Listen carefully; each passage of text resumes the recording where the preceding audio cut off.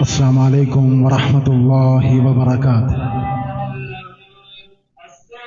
الحمد لله رب العالمين والصلاة والسلام على رسول العالمين وعلى آله وأصحابه أجمعين أما بعد. ബഹുമാന്യരായ വേദിയിലും സദസ്സിലുമുള്ള ഇസ്ലാഹി പണ്ഡിതന്മാരെ, കാരണവന്മാരെ, സംഘടനാ നേതാക്കന്മാരെ, പ്രിയപ്പെട്ട സഹോദരി സഹോദരന്മാരെ, സഹൃദയരായ നാട്ടുകാരെ, ഇസ്ലാഹി പ്രസ്ഥാനം വളരെ വ്യക്തവും കണിശവുമായ ഒരു ആദർശം ഉൾക്കൊള്ളുകയും ആ ആശയത്തെ സത്യസന്ധമായും ആധികാരികമായും കേരളത്തിന്റെ പൊതുസമൂഹത്തിൽ പ്രചാരണം നടത്തിക്കൊണ്ടിരിക്കുന്ന ഒരു തൗഹീദി പ്രബോധന പ്രസ്ഥാനമാണ്. മലയാളി പൊതുസമൂഹത്തിന്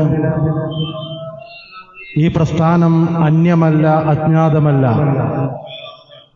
മഹിതമായ ഈ ആദർശ പ്രസ്ഥാനത്തിന്റെ സാന്നിധ്യവും സ്വാധീനവും കേരളീയ മുസ്ലിം സമൂഹത്തിന്റെ നവോത്ഥാന നാൾവഴികളിൽ ഈ പ്രസ്ഥാനവും ഇതിന്റെ ആദ്യകാല നേതാക്കന്മാരും പണ്ഡിതന്മാരും നിരന്തരമായി നിർവഹിച്ചു പോന്ന ശ്രമകരമായ പരിവർത്തനങ്ങൾ, അതിന്റെ ഗുണങ്ങളും നേട്ടങ്ങളും നന്മകളും അനുഭവിക്കുകയും ആസ്വദിക്കുകയും ചെയ്തുകൊണ്ടിരിക്കുന്നവരാണ് കേരളത്തിലെ മുസ്ലിം സമുദായം. അത് മുജാഹിദുകളെന്നോ ഇസ്ലാഹി പ്രസ്ഥാനത്തിന്റെ വിരോധികളെന്നോ വ്യത്യാസമില്ലാതെ ഇന്ന് വിവിധ സംഘങ്ങളായി, കൂട്ടായ്മകളായി, വിവിധ കക്ഷികളായി ഈ രാജ്യത്ത്, ഈ നാട്ടിൽ പ്രവർത്തിച്ചു കൊണ്ടിരിക്കുന്ന കേരളത്തിലെ ഓരോ മുസ്ലിം സംഘടനകളുടെയും പ്രവർത്തനങ്ങളെ വിശകലനം ചെയ്താൽ ആ സംഘടനകളെല്ലാം കാലാന്തരങ്ങളിൽ ഇസ്ലാഹി പ്രസ്ഥാനം തെളിച്ചു പോന്ന വഴികളിലേക്ക് അവർ കടന്നു വരികയും മുജാഹിദ് പ്രസ്ഥാനം ക്ഷണിച്ച ആശയങ്ങളിലേക്ക്, മുജാഹിദ് പ്രസ്ഥാനം ഈ സമുദായത്തിന് വഴി കാണിച്ചു കൊടുത്ത നന്മകളിലേക്ക് അവരും പതുക്കെ പതുക്കെ പതിയെ പതിയെ ആ വഴികളിൽ പ്രവേശിക്കുകയും അത്തരം നന്മകളുടെ വക്താക്കളും പ്രോക്താക്കളും ആയിട്ടുണ്ട് എന്നത് കേരളത്തിലെ മുസ്ലിം സമുദായത്തിന്റെ ചരിത്രത്തെ സത്യസന്ധമായി വിശകലനം ചെയ്യുന്ന ഏതൊരാൾക്കും ബോധ്യപ്പെടുന്നതാണ്. നേരത്തെയുള്ള സംസാരങ്ങളിൽ ഇവിടെ സൂചിപ്പിച്ചതുപോലെ മുജാഹിദ് പ്രസ്ഥാനത്തിന്റെ പ്രവർത്തകർ ഇസ്ലാഹിന്റെ ആശയവും ശബ്ദവും ഈ പ്രദേശത്തെ സഹൃദയരായ ആളുകളെ കേൾപ്പിക്കുക എന്ന വലിയ ഒരു സതുദ്ദേശത്തോടു കൂടിയാണ് ഈ ഒരു ആദർശ പ്രചരണ സമ്മേളനം സംഘടിപ്പിച്ചിട്ടുള്ളത്. സ്വാഭാവികമായും ഇത്തരം പ്രോഗ്രാമുകളുമായി മുജാഹിദ് പ്രവർത്തകർ കടന്നു വരുമ്പോൾ ആദർശ സംവാദങ്ങളും മുഖാമുഖങ്ങളും സമ്മേളനങ്ങളും പ്രചരണ സംഗമങ്ങളുമായി കേരളത്തിന്റെ വിവിധ പ്രദേശങ്ങളിൽ ഇതുപോലുള്ള പ്രബോധന സംരംഭങ്ങളുമായി ഇസ്ലാഹി പ്രവർത്തകർ കടന്നു വരുമ്പോൾ, ഞങ്ങളുടെ പ്രവർത്തനത്തിന്റെ നോട്ടീസ് കാണുമ്പോൾ, ഞങ്ങളുടെ ഒരു ലഘുലേഖ കിട്ടുമ്പോൾ, ഞങ്ങളുടെ ഒരു വാഹന പ്രചാരണ ജാഥ കണ്ടാൽ, ഞങ്ങളുടെ പ്രവർത്തകർ സ്ക്വാഡ് വർക്ക് നടത്തി നിങ്ങളെ ക്ഷണിക്കുമ്പോൾ പല ആളുകളും പലപ്പോഴും ചോദിക്കാറുള്ള ഒരു ചോദ്യമുണ്ട്: എന്തിനാണ് നിങ്ങൾ ഇതുപോലുള്ള സംഗമങ്ങൾ നടത്തുന്നത്? എന്തിനാണ് നിങ്ങൾ റോട്ടിലിറങ്ങി, തെരുവിലിറങ്ങി ഇസ്ലാമിനെ കുറിച്ച് പറയുകയാണ് എന്ന വരുത്തി തീർത്തുകൊണ്ടുള്ള പ്രചാരണം നടത്തി? എന്തിനാണ് നിങ്ങൾ ഇസ്ലാമിനെ പരിചയപ്പെടുത്തുന്നതിനു വേണ്ടി ഇതുപോലുള്ള പ്രചാരണ പ്രവർത്തനങ്ങൾ നടത്തുന്നത് എന്ന് പല ആളുകളും ചോദിക്കാറുണ്ട്. ചിലപ്പോഴെങ്കിലും ഇസ്ലാഹി പ്രസ്ഥാനത്തിന്റെ പ്രബോധനത്തിന്റെ കാതലായ ഉള്ളടക്കം തിരിച്ചറിഞ്ഞ ആളുകളാണ് അത്തരം ചോദ്യങ്ങൾ ചോദിക്കാറുള്ളത് എങ്കിൽ, വേറെ ചില ആളുകൾ ചോദിക്കാറുള്ളൊരു ചോദ്യമുണ്ട്: നിങ്ങളെന്താണ് കാര്യങ്ങൾ വ്യവച്ഛേദിച്ച് തിരിച്ചറിയാത്തത്? ഈ രാജ്യം എങ്ങോട്ടാണ് പോകുന്നതെന്ന് നിങ്ങൾ അറിയുന്നില്ലേ? കേരളത്തിൽ മാത്രമല്ല, ഇന്ത്യയിൽ മുസ്ലിമീങ്ങൾ മാത്രമല്ല, ഇവിടുത്തെ ന്യൂനപക്ഷ സമുദായം പോലും ആശങ്കാജനകമായ സാഹചര്യങ്ങളിലൂടെ കടന്നു പോകുമ്പോൾ എന്താണ് നിങ്ങൾ ഇതുപോലുള്ള പ്രവർത്തനങ്ങളുമായി കടന്നു വരുന്നത്? പതിറ്റാണ്ടുകളും നൂറ്റാണ്ടുകളും പഴക്കമുള്ള എത്രയെത്ര പള്ളികളാണ് ധ്വംസിക്കപ്പെടുന്നത്? എത്രയെത്ര പള്ളികളുടെ തൽസ്ഥാനത്താണ് മറ്റു ദേവാലയങ്ങളും പ്രതിഷ്ഠകളും ഉയർത്തപ്പെടുന്നത്? ആയിരക്കണക്കിന് പള്ളികൾ, ആയിരക്കണക്കിന് ആരാധനാലയങ്ങൾ അത് ധ്വംസിക്കപ്പെടാൻ പോകുന്ന നാൾ വഴികളെ കുറിച്ച് കേൾക്കുമ്പോൾ എന്താണ് നിങ്ങൾ ഇവിടെ പ്രവർത്തിച്ചു കൊണ്ടിരിക്കുന്നത്? നിങ്ങൾ ഇവിടെ സുന്നിയും മുജാഹിദും പറഞ്ഞു നടക്കുകയാണോ? ജമാഅത്തെ ഇസ്ലാമിയും തബ്ലീഗും പറഞ്ഞു നടക്കുകയാണോ? എന്താണ് നിങ്ങൾക്ക് അജണ്ട മാറ്റാൻ നേരമായില്ലേ? എന്താണ് നിങ്ങൾക്ക് നേരം വെളുത്തില്ലേ? നിങ്ങളിങ്ങനെ സൂഫിയും സലഫിയും പറഞ്ഞു നടക്കുകയാണോ? തുരീഖത്തും മദ്ഹബും പറഞ്ഞു നടക്കുകയാണോ? നിങ്ങൾ ഈ സമുദായത്തിന് ഗുണമുള്ള വല്ലതും ചെയ്യൂ എന്നാണ് വേറെ ചില ആളുകൾ നിരന്തരമായി ചോദിച്ചു കൊണ്ടിരിക്കുന്നത്. ഈ രാജ്യത്തുള്ള മലയാള മണ്ണിലുള്ള ഇസ്ലാഹി പ്രസ്ഥാനത്തിന്റെ പ്രവർത്തനങ്ങളെ നോക്കിക്കാണുന്ന മുഴുവൻ ആളുകളോടും മുജാഹിദ് പ്രസ്ഥാനത്തിന് പറയാനുള്ളത്, ഈ സമുദായത്തിന് ഏത് കാലത്തും ഉപകാരപ്പെടുന്ന ഏറ്റവും ശക്തമായ ഒരു പ്രമേയത്തെ ഉയർത്തിപ്പിടിച്ച് ഒരു ബാധ്യതാ നിർവഹണത്തിന്റെ ഭാഗമായിട്ടാണ് ഞങ്ങൾ ഇതുപോലുള്ള പ്രബോധന സംരംഭങ്ങൾ നടത്തുന്നത് എന്നാണ് അത്തരം ചോദ്യങ്ങളോട്, വിമർശനങ്ങളോട് ഞങ്ങൾക്ക് വളരെ ലഘുവായി, ഹ്രസ്വമായി നിങ്ങളോട് പറയാനുള്ളത്. മുജാഹിദുകളെ സംബന്ധിച്ചിടത്തോളം ഇതുപോലുള്ള ആശയ പ്രബോധന പ്രചാരണ പ്രവർത്തനങ്ങൾ നടത്തുമ്പോൾ ഈ സമുദായത്തിന്റെ മുമ്പിൽ ഇസ്ലാമിന്റെ ഉജ്ജ്വലമായ ആശയത്തെ പരിചയപ്പെടുത്തുക എന്ന ഏറ്റവും ഉന്നതമായ ലക്ഷ്യം മാത്രമാണ് ഞങ്ങൾക്കുള്ളത്. മാത്രമല്ല, ഇത് കേവലം ഒരു പ്രസ്ഥാനത്തിന്റെ പ്രവർത്തനം എന്നതിനപ്പുറം, ഒരു കൂട്ടായ്മയുടെ പ്രവർത്തനം എന്നതിനപ്പുറം 14 മുമ്പ് മുഹമ്മദ് നബി സല്ലല്ലാഹു അലൈഹി വസല്ലം ഏൽപ്പിച്ച ഉത്തരവാദിത്തമാണ്. ബല്ലിഗു അന്നി വലൗ ആയ, എന്നിൽ നിന്ന് നിങ്ങൾ കേട്ടുപഠിച്ചത് വിശുദ്ധ ഖുർആനിലെ ഒരു ആയത്ത് മാത്രമാണെങ്കിലും ശരി, നിങ്ങളുടെ പരിചയത്തിലും പരിസരത്തുമുള്ള ആളുകൾക്ക് ആ ഉന്നതമായ ആയത്തുകളുടെ ഉള്ളടക്കങ്ങൾ പരിചയപ്പെടുത്തി കൊടുക്കുക. അവരെ ഈ വിമോചനത്തിന്റെ സന്ദേശത്തെക്കുറിച്ച് അവർക്ക് കാഴ്ചപ്പാടുള്ളവരാക്കുക. അങ്ങനെ അവരെ ഈ ലാ ഇലാഹ ഇല്ലല്ലാഹയുടെ ആശയത്തിലേക്ക് നിങ്ങൾ ക്ഷണിക്കണം എന്നാണ് മുഹമ്മദ് നബി സല്ലല്ലാഹു അലൈഹി വസല്ലം പഠിപ്പിച്ചത്. ആ പ്രവാചക നിർദ്ദേശത്തെ, ആ പ്രവാചക വസിയ്യത്തിനെ ഏറ്റെടുത്തുകൊണ്ടാണ് ഇസ്ലാഹി പ്രസ്ഥാനം ഇതുപോലുള്ള വിവിധങ്ങളായ ദഅവാ പ്രവർത്തനങ്ങളുമായി മുന്നോട്ട് പോകുന്നത്. ഈ പ്രവർത്തനങ്ങൾ ഇസ്ലാമിക സമുദായം വിശുദ്ധ ഖുർആനിന്റെയും സുന്നത്തിന്റെയും അടിസ്ഥാനത്തിൽ നിർവഹിക്കുകയാണെങ്കിൽ അതിന്റെ നേട്ടങ്ങളെക്കുറിച്ചും ലോകത്തിന്റെ പ്രവാചകൻ വിശദീകരിച്ചിട്ടുണ്ട്.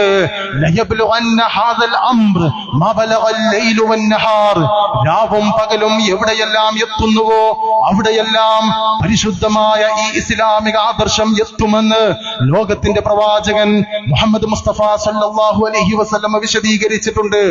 എങ്ങനെയാണ് ഈ ആശയത്തിന് പ്രചാരണം ലഭിക്കുക? എങ്ങനെയാണ് ആളുകൾ ഈ ഖുർആനിന്റെ സന്ദേശം അറിയുക? ആലങ്കോട് ലീലാകൃഷ്ണനെ പോലെയുള്ള കേരളത്തിന്റെ പൊതുരംഗത്തും സാമൂഹ്യ രംഗത്തും സാംസ്കാരിക രംഗത്തുമുള്ള ആളുകൾ, ഇന്നാട്ടിലുള്ള മലയാള മണ്ണിലുള്ള യാഥാസ്ഥിക വിഭാഗം വിശുദ്ധ ഖുർആനിനെ സംബന്ധിച്ച് ഈ സമുദായത്തിൽ പ്രചരിപ്പിച്ചിരുന്ന അന്ധവിശ്വാസങ്ങളെ കുറിച്ച് ഇന്നും പൊതുസമൂഹത്തോട് വിവരിക്കുന്ന ഒരു കാലഘട്ടത്തിലാണ് ഞാനും നിങ്ങളും ജീവിച്ചു കൊണ്ടിരിക്കുന്നത്. ഒരു അമുസ്ലിം വിശുദ്ധ ഖുർആന് കയ്യിലെടുത്താൽ അവന്റെ കണ്ണു പൊട്ടിപ്പോകുമെന്ന യാതൊരു അടിസ്ഥാനവുമില്ലാത്ത അന്ധവിശ്വാസങ്ങൾ പ്രചരിപ്പിച്ചിരുന്ന ഇവിടുത്തെ യാഥാസ്ഥിക സമൂഹത്തിന്റെ നിലപാടിലൂടെ എങ്ങനെയാണ് ഇസ്ലാമിനെ ഈ സമുദായം അറിയുക? എങ്ങനെയാണ് വിശുദ്ധ ഖുർആനിന്റെ സന്ദേശത്തെ ഈ നാട്ടിലുള്ള ആളുകൾ അറിയുക? സ്വാഭാവികമായും അവിടെയാണ് ഇസ്ലാഹി പ്രസ്ഥാനം നിർവഹിച്ചു കൊണ്ടിരിക്കുന്ന വൈവിധ്യപൂർണമായ ഇടതടവില്ലാത്ത പ്രബോധന പ്രവർത്തനങ്ങളുടെ ഗുണങ്ങളും അതിന്റെ നേട്ടങ്ങളും നമുക്ക് മനസ്സിലാക്കുവാൻ സാധിക്കുന്നത്.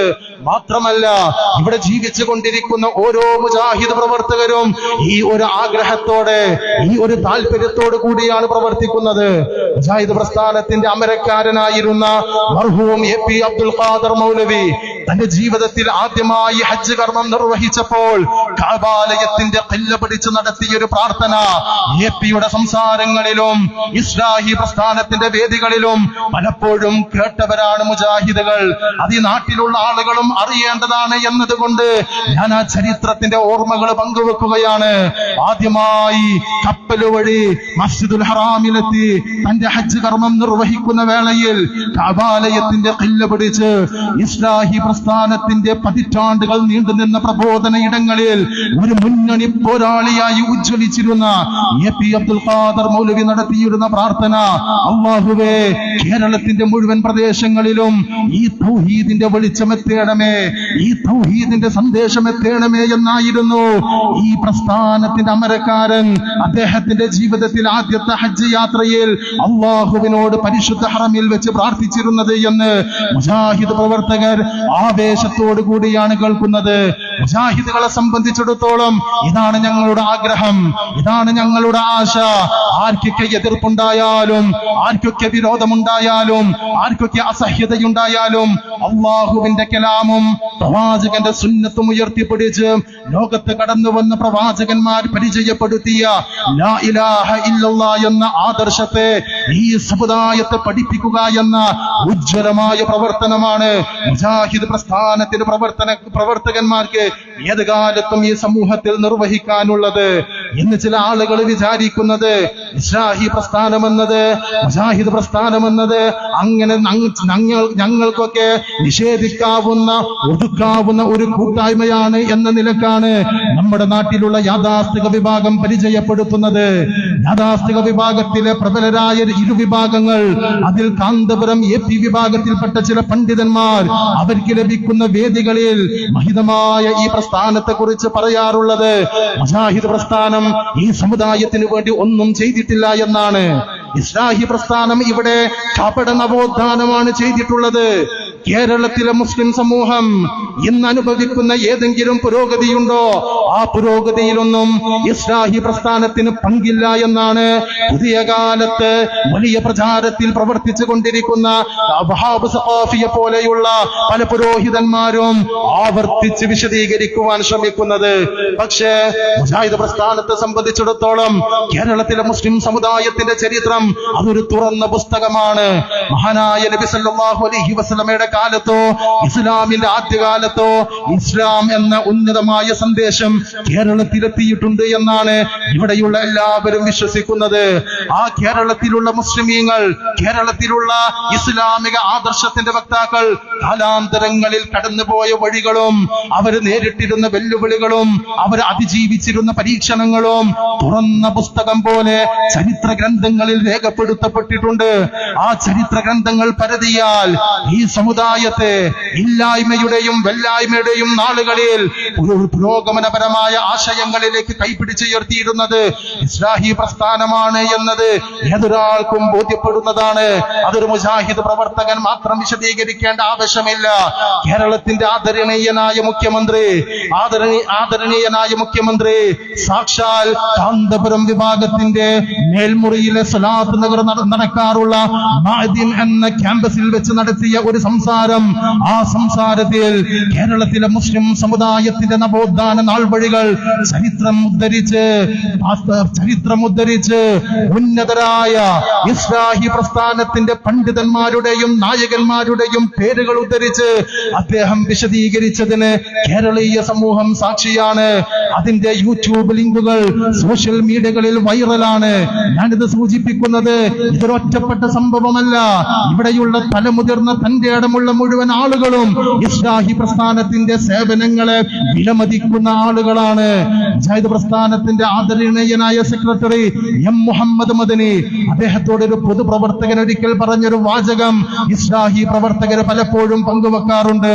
മദനിയോട് കേരളത്തിൽ അറിയപ്പെട്ട ഒരു രാഷ്ട്രീയ പ്രവർത്തകൻ പറഞ്ഞു, മദനി, നിങ്ങൾ നിങ്ങളുടെ ഈ സംഘടന ഇല്ലായിരുന്നുവെങ്കിൽ ശിർക്കിനെ കുറിച്ചും ബിദ്അത്തിനെ കുറിച്ചും മഖ്ബറകളെ കുറിച്ചും നിങ്ങൾ ഈ സമുദായത്തെ കൃത്യമായി താക്കീത് ചെയ്തിട്ടില്ല എങ്കിൽ ഈ സമുദായം ബിംബങ്ങളുടെ മുമ്പിൽ സുജൂദ് ചെയ്യുമായിരുന്നു, ജാറങ്ങളുടെ മുമ്പിൽ സുജൂദ് ചെയ്യുമായിരുന്നു.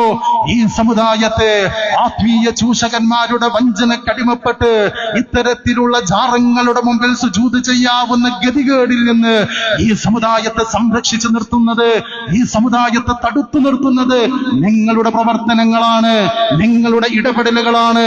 അതുകൊണ്ട് മുജാഹിദ് പ്രവർത്തകരുടെ പ്രവർത്തനങ്ങൾ അനുസ്യൂതം നടക്കണമെന്ന് ഈ നാട്ടിലുള്ള ഈ മുസ്ലിം സമുദായത്തിന്റെ ആദർശത്തെ കുറിച്ച് ധാരണയുള്ള ആളുകൾ വിശദീകരിക്കുന്നു എന്നത് ഒരു വസ്തുതയാണ്.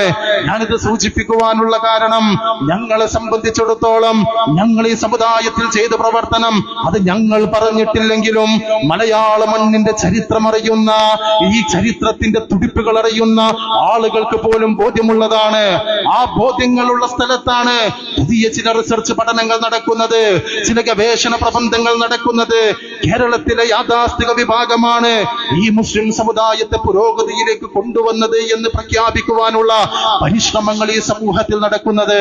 എന്റെ ഈ സംസാരം കേൾക്കുന്ന ഈ നാട്ടിലുള്ള യാഥാസ്ഥിക വിഭാഗത്തിൽപ്പെട്ട സുന്നികൾ എന്ന പേരിൽ അറിയപ്പെടുന്ന AP വിഭാഗമാകട്ടെ, EK വിഭാഗമാകട്ടെ, നിങ്ങളൊന്ന് സത്യസന്ധമായി ആലോചിക്കുക. ഇസ്ലാഹി പ്രസ്ഥാനത്തിന്റെ സ്വാധീനത്തെ നിങ്ങൾക്ക് എങ്ങനെയാണ് വിസ്മരിക്കാൻ കഴിയുക? നമ്മുടെ നാട്ടിലുള്ള നാടൻ സ്ത്രീകൾ, നമ്മുടെ നാട്ടിലുള്ള ഉമ്മമാർ കയ്യിൽ നിന്നൊരു പാത്രം താഴോട്ട് വീണാൽ, ഒന്ന് വീഴാൻ പോകുമ്പോൾ എന്റെ ബദരീങ്ങളെ, എന്റെ മമ്പുറത്തെ ഹോജ, എന്റെ മമ്പുറത്തെ ഷെയ്ഖേ എന്ന് വിളിക്കുമായിരുന്ന ഒരു കാലഘട്ടം കേരളത്തിന്റെ വീടുകളുടെ അകത്തളങ്ങളിൽ ആവർത്തിച്ചിരുന്നൊരു കാലമുണ്ട്. എന്നാൽ ഇന്നത്തെ സ്ഥിതി നോക്കൂ. നമ്മുടെ വീട്ടിലുള്ള ഉമ്മമാർ അവർക്ക് എന്തെങ്കിലും വിഷമങ്ങൾ ഉണ്ടായാൽ എന്റെ ബദരീങ്ങളെ എന്ന് പറയുന്നതിനേക്കാൾ എന്റെ റബ്ബേ പടച്ചവനെ എന്ന് പറയുന്ന ആ ഒരു സാഹചര്യത്തിലേക്ക് അവരുടെ നാവുകളിൽ തൗഹീദിന്റെ അക്ഷരങ്ങൾ ആവർത്തിക്കുന്ന അവസ്ഥയിലേക്ക് അവരുടെ മനസ്സുകളെ പാകപ്പെടുത്തുന്നതിൽ, അവരുടെ മനസ്സുകളിൽ നിന്ന് ഇതുപോലുള്ള അല്ലാഹുവല്ലാത്ത ആരാധ്യന്മാരുടെ പേരുകളെ വകഞ്ഞു മാറ്റുന്നതിൽ മുജാഹിദ് പ്രസ്ഥാനത്തിന്റെ പ്രവർത്തനങ്ങളുടെ ശക്തിയും സ്വാധീനവും നമുക്ക് ബോധ്യപ്പെടുന്ന ഒരു യാഥാർത്ഥ്യമാണ്. മാത്രമല്ല, ഈ കേരളത്തിലുള്ള മുസ്ലിം സമുദായം ഞാൻ നേരത്തെ സൂചിപ്പിച്ചതുപോലെ കുപ്പിപ്പാട്ടുകളും പക്ഷിപ്പാട്ടുകളും അതേപോലെയുള്ള മാലകളുമായി ജീവിതത്തെ ഹോമിച്ചിരുന്ന കാലത്ത് അവർക്ക് കേരളത്തിലെ മുജാഹിദ് പ്രസ്ഥാനമാണ് തൗഹീദിന്റെ ആദ്യാക്ഷരങ്ങൾ പഠിപ്പിച്ചു കൊടുത്തത്. അവർക്ക് കിതാബും സുന്നത്തും പഠിപ്പിച്ചു കൊടുത്തത് മുജാഹിദ് പ്രസ്ഥാനമായിരുന്നു. ആ മുജാഹിദ് പ്രസ്ഥാനത്തിന്റെ പ്രബോധന പ്രവർത്തനങ്ങളുടെ നന്മകളിലൂടെ അവർക്ക് ലഭിച്ചിരുന്ന ഒന്നാമത്തെ ബോധം ദീന് പറയാൻ ഖുർആന് വേണമെന്ന തിരിച്ചറിവായിരുന്നു. ദീനിനെ കുറിച്ച് സംസാരിക്കണമെങ്കിൽ ഖുർആന് വേണമെന്ന തിരിച്ചറിവായിരുന്നു. ചില ആളുകൾ ചിലപ്പോ പറയും, ഇതെന്താ ഒരു വലിയ പുതുമയുള്ള കാര്യമാണോ? ഇസ്ലാം എന്ന് പറയുമ്പോൾ അത് കിതാബല്ലേ, അള്ളാഹുവിന്റെ കലാമല്ലേ? ദീന് പറയുമ്പോൾ അള്ളാഹുവിന്റെ കലാമല്ലേ ഉദ്ധരിക്കേണ്ടത്? ഇതെന്താണ് വലിയ വാർത്തയാണോ, വലിയ വിശേഷമാണോ എന്ന് ചിലപ്പോൾ ആളുകൾക്ക് തോന്നിയേക്കാം. പക്ഷേ കേരളത്തിലെ സംഘടനകളുടെ സംഘടിതമായ പ്രവർത്തനങ്ങളുടെ ചരിത്രം പരതുമ്പോൾ അവിടെ നമ്മൾ കാണുന്ന വർഷവും അവിടെ നമ്മൾ കാണുന്ന പേരും കേരള മുസ്ലിം ഐക്യ സംഘമാണ്. 1922 കേരള മുസ്ലിം ഐക്യ സംഘം എന്ന ഒരു മതസംഘടന മതപരമായ ലക്ഷ്യത്തോടു കൂടി കേരളത്തിൽ ആദ്യമായി രൂപീകരിക്കപ്പെടുന്ന സംഘടിത സ്വഭാവത്തിൽ പ്രവർത്തിക്കുന്ന ഒരു കൂട്ടായ്മ നിലവിൽ വരുന്നത്. ആ കേരള മുസ്ലിം ഐക്യ സംഘത്തിന്റെ ഭാഗമായി 1924 കേരള ജംഇയ്യത്തുൽ ഉലമ എന്ന ഇസ്ലാഹി പ്രസ്ഥാനത്തിന്റെ പണ്ഡിത സഭ രൂപീകരിക്കപ്പെടുന്നത് കൃത്യമായി പറഞ്ഞാൽ 100 വർഷങ്ങൾക്ക് മുമ്പാണ്. 100 വർഷങ്ങൾക്ക് മുമ്പ് കേരള ജംഇയ്യത്തുൽ ഉലമ എന്ന കേരളത്തിലെ മുസ്ലിം സമുദായത്തെ കിതാബിന്റെയും സുന്നത്തിന്റെയും വഴികളിലേക്ക് കൈപിടിച്ചുയർത്തുന്ന ലക്ഷ്യത്തിനു വേണ്ടി കക്ഷികളായി വിവിധ ആൾക്കൂട്ടങ്ങളായി കഴിഞ്ഞിരുന്ന പണ്ഡിതന്മാരെ ഒരേ പ്ലാറ്റ്ഫോമിൽ അണിനിരത്തിക്കൊണ്ട് രൂപീകരിച്ച കേരള ജംഇയ്യത്തുൽ ഉലമയുടെ രൂപീകരണ സന്ദർഭം വെല്ലൂർ ബാഖിയാത്ത് സ്വാലിഹാത്തിലെ തലമുതിർന്ന പണ്ഡിതനായിരുന്നു അന്നത്തെ ഉദ്ഘാടകൻ. ഇന്ന് നമ്മൾ അധ്യക്ഷൻ എന്ന് പറയുന്നത് പോലെ ആ കാലഘട്ടത്തിൽ മുഖ്യ അതിഥിയായി ചടങ്ങിനായി മുഖ്യ അതിഥിയായി, ഉദ്ഘാടകനായി, അധ്യക്ഷനായി വന്നത് വെല്ലൂർ ബാഖിയാത്ത് സ്വാലിഹാത്തിലെ പ്രഗത്ഭനായ ഒരു പണ്ഡിതനായിരുന്നു. അവരാ യോഗത്തിന്റെ തീരുമാനങ്ങളും താല്പര്യങ്ങളും അവിടെ വിശദീകരിച്ചു. മുസ്ലിമീങ്ങൾക്കൊരു സംഘടന വേണം, പണ്ഡിതന്മാർക്ക് പ്രവർത്തിക്കാൻ ഒരു കൂട്ടം വേണം, അതുകൊണ്ട് നമ്മൾ ഒരു സംഘടന രൂപീകരിക്കുന്നു എന്ന് പറയുമ്പോൾ ആ സദസ്സിൽ, ആ ചർച്ചയിൽ പങ്കെടുത്ത ഒരു ബാഖവി ആ സദസ്സിലുള്ള വേദിയോടൊരു ചോദ്യം ചോദിച്ചു, എന്തിനാണ് ഇങ്ങനെ ഒരു സംഘടന? മുസ്ലിം സമുദായത്തിലെ പണ്ഡിതന്മാർ ഇങ്ങനെ ഒരു സംഘടന രൂപീകരിക്കാൻ, ഇതൊരു ഫർള് കിഫായയാണ് എന്ന് പറയാൻ എന്താണ് ശറഇൽ ദലീലുള്ളത്? മഹാനായ ഇ.കെ. മൗലവി ആ വേദിയിൽ വെച്ച് വിശുദ്ധ ഖുർആനിലെ സൂറത്ത് ആല ഇമ്രാനിലെ ഒരു ആയത്ത് ഉദ്ധരിച്ചു, വൽതകുൻ മിൻകും ഉമ്മ, നിങ്ങളിൽ നിന്നൊരു സമുദായം ഉണ്ടാകട്ടെ, അള്ളാഹുവിൽ വിശ്വസിക്കുകയും നന്മ കൽപ്പിക്കുകയും തിന്മ വിരോധിക്കുകയും ചെയ്യുന്ന ഒരു സംഘം നിങ്ങളിൽ നിന്ന് ഉണ്ടാകട്ടെ എന്ന വിശുദ്ധ ഖുർആനിന്റെ ആയത്ത് ചോദ്യത്തിനുള്ള പ്രത്യുത്തരമായി വിശദീകരിക്കുന്നു. ഈ മറുപടി കേട്ടപ്പോൾ ചോദ്യകർത്താവായ ബാഖവി ചോദിച്ചത്, നിങ്ങൾ ഓതിയത് ആയത്തല്ലേ? ഞാൻ ചോദിക്കുന്നത് ദലീലാണ്, ശറഇലുള്ള ദലീലാണ് ഞാൻ ചോദിക്കുന്നത് എന്ന് മതപഠനം നടത്തി ബാഖവി ബിരുദം ലഭിച്ച ആ കാലഘട്ടത്തിലുള്ള ഒരു പുരോഹിതൻ ചോദിക്കുന്ന സാഹചര്യമുണ്ടായി. ഇ.കെ. മൗലവി അന്നത്തെ അധ്യക്ഷനായ വെല്ലൂർ ബാഖിയാത്ത് സ്വാലിഹാത്തിലെ പ്രിൻസിപ്പളായിരുന്ന ആ വ്യക്തിയോട്, ആ വേദിയിലുള്ള പണ്ഡിതനോട് ചോദിക്കുന്നു, വിശുദ്ധ ഖുർആനിന്റെ ആയത്ത് ദലീലെന്നാണോ, ഇത് ശറഇൽ തെളിവല്ലെന്നാണോ ഇവർ പറയുന്നത് എന്ന നിലയ്ക്ക് ഇടപെടുകയും പിന്നീട് ആ വേദിയുടെ ഒരു ഏകകണ്ഠമായ അഭിപ്രായമായി ആ ആയത്ത് മുൻനിർത്തി മുസ്ലിമീങ്ങൾ വിശുദ്ധ ഖുർആനിന്റെ ആശയത്തെ നെഞ്ചിലേറ്റി അതിനു വേണ്ടിയുള്ള സംഘടിതമായ പ്രവർത്തനം നടത്തണമെന്ന ഒരു തീരുമാനമുണ്ടാകുന്ന കാലമുണ്ടായി എന്നാണ് ചരിത്രം നമ്മോട് പറയുന്നത്. ഞാനിത് പറയുമ്പോൾ, ഇതുപോലുള്ള ചരിത്രങ്ങൾ പറയുമ്പോൾ, ആ ചരിത്രത്തിന്റെ പിന്മുറക്കാരിൽ ഇന്നത്തെ യാഥാസ്ഥിക വിഭാഗം എത്ര വലിയ മാറ്റങ്ങളിലൂടെയാണ് കടന്നു പോകുന്നത് എന്ന് ഏതൊരു പ്രവർത്തകനും കാണാവുന്ന രൂപത്തിലാണ് ഇന്ന് പുരോഹിതന്മാരുടെ നിലപാടുകളിലുള്ള മാറ്റങ്ങൾ. ഒരു 2-3 മാസങ്ങൾക്ക് മുമ്പാണ് കാന്തപുരം എ പി അബൂബക്കർ മുസ്ലിയാർ ഫേസ്ബുക്കിലെ ഒഫീഷ്യലായ അക്കൗണ്ടിൽ അദ്ദേഹത്തിന്റെ സ്ഥാപനത്തിലേക്ക് സഹായം ചോദിച്ച് കടന്നു വന്ന ചില വ്യക്തികളെ സംബന്ധിച്ച് അവർക്ക് സഹായം ചെയ്യണമെന്ന് തന്റെ ആളുകളോട്, തന്റെ അനുവാചകരോട് ആഹ്വാനം ചെയ്യുന്ന ഒരു കുറിപ്പിട്ടത്. ആ കുറിപ്പ് വായിച്ചു നോക്കിയാൽ കാണാം, അദ്ദേഹം വിശുദ്ധ ഖുർആനിന്റെ ആയത്തിനെ കുറിച്ചും സ്വഹീഹായ ഹദീസിനെ കുറിച്ചുമാണ് ആ കുറിപ്പിലൂടെ പറയുന്നത്. പാവപ്പെട്ട ആളുകളെ സഹായിക്കുക എന്നത് വിശുദ്ധ ഖുർആനും സ്വഹീഹായ ഹദീസുകളിലൂടെയും ആഹ്വാനം ചെയ്യപ്പെട്ട ഒരു കാര്യമാണ് എന്നാണ് കാന്തപുരം പറയുന്നത്. കാന്തപുരം അത് പറയുമ്പോൾ യാഥാസ്ഥിക വിഭാഗത്തിലുണ്ടായ ഒരു മാറ്റത്തെയാണ് അത് സൂചിപ്പിക്കുന്നത്.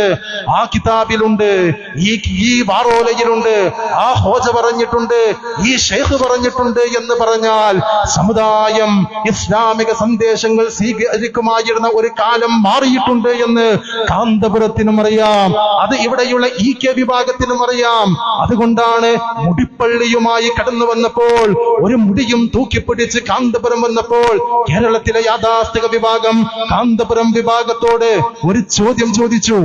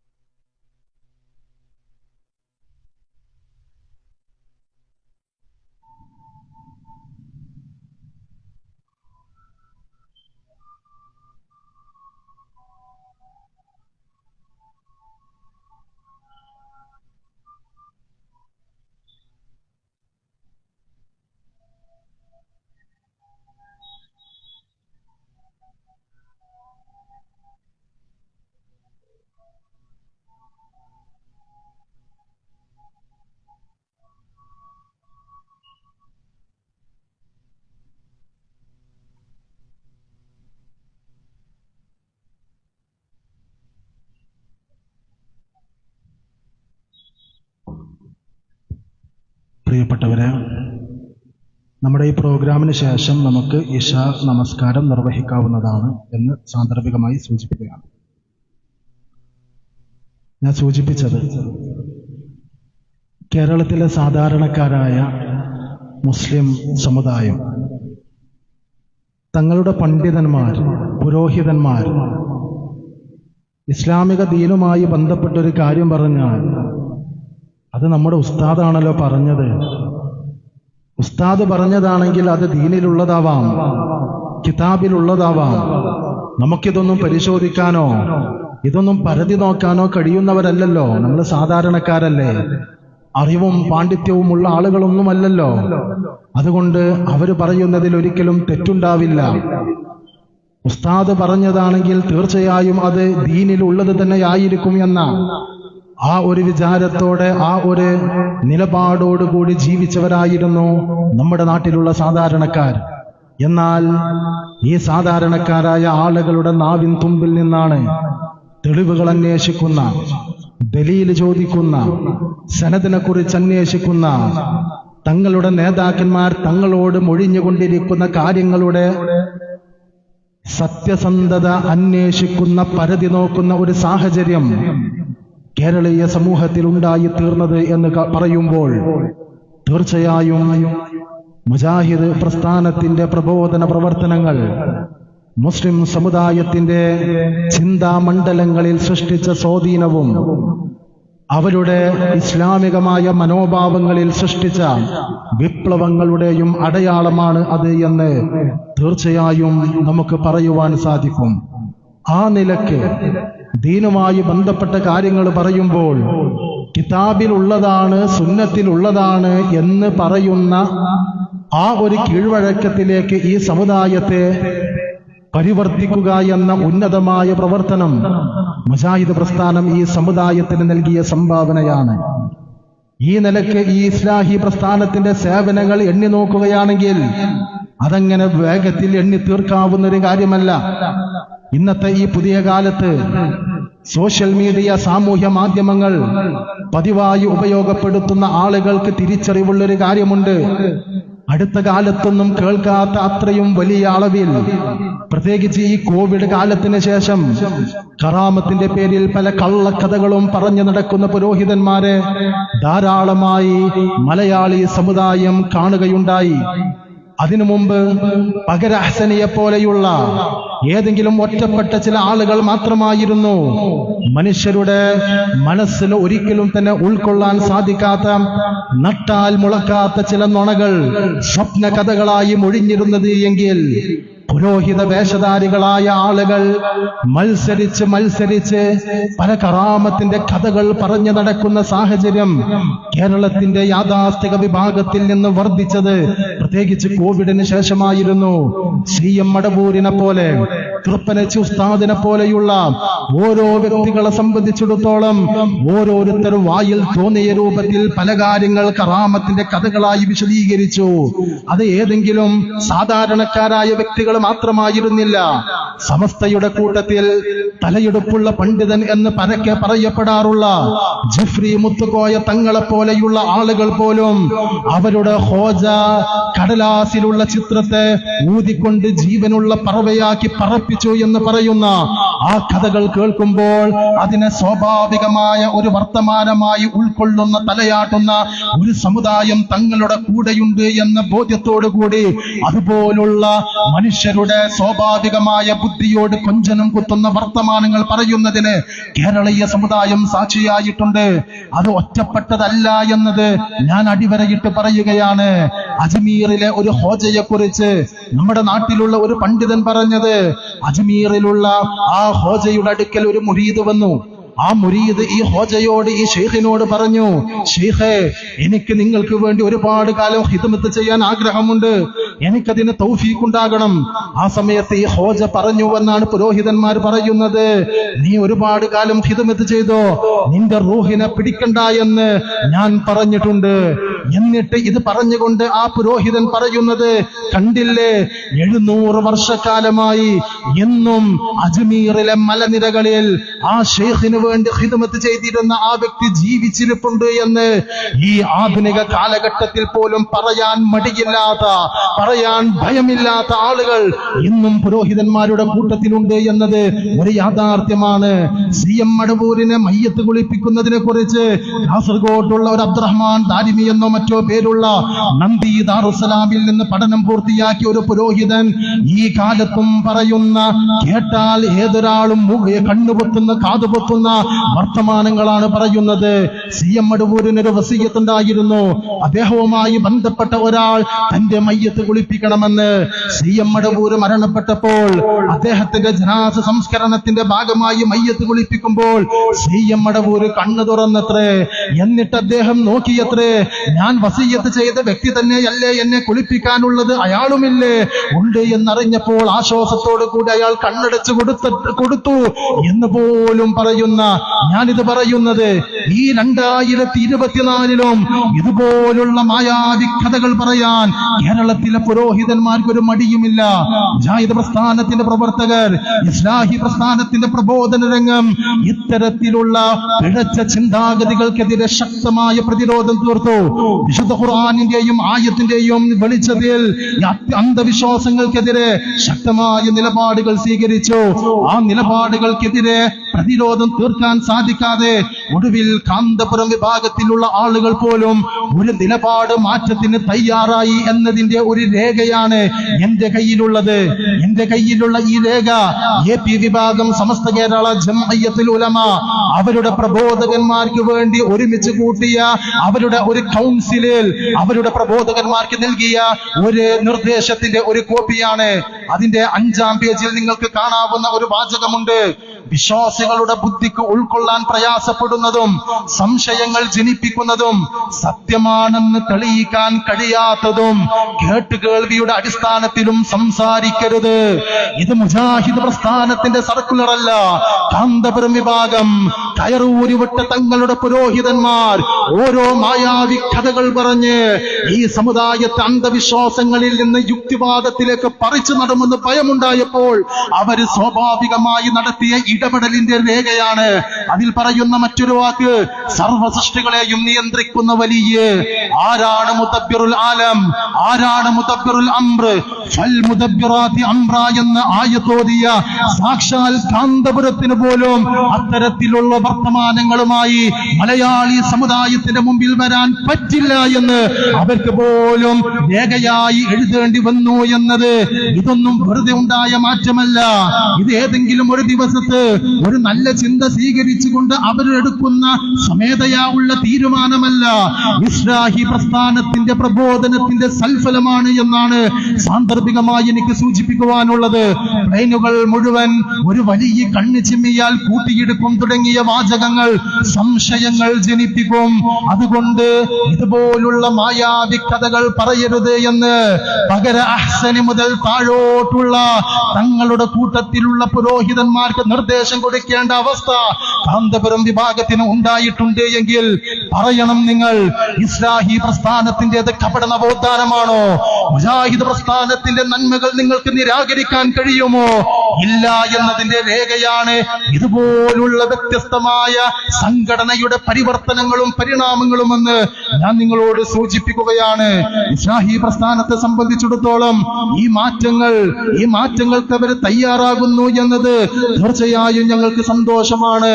പക്ഷെ ആളുകൾ തിരിച്ചറിയണം, ഈ മാറ്റങ്ങൾക്ക് പിന്നിൽ നിരന്തരമായ ത്യാഗത്തിന്റെയും കഷ്ടപ്പാടിന്റെയും ഏടുകളുണ്ട്. ഞാനൊരു ഉദാഹരണം പറയാം.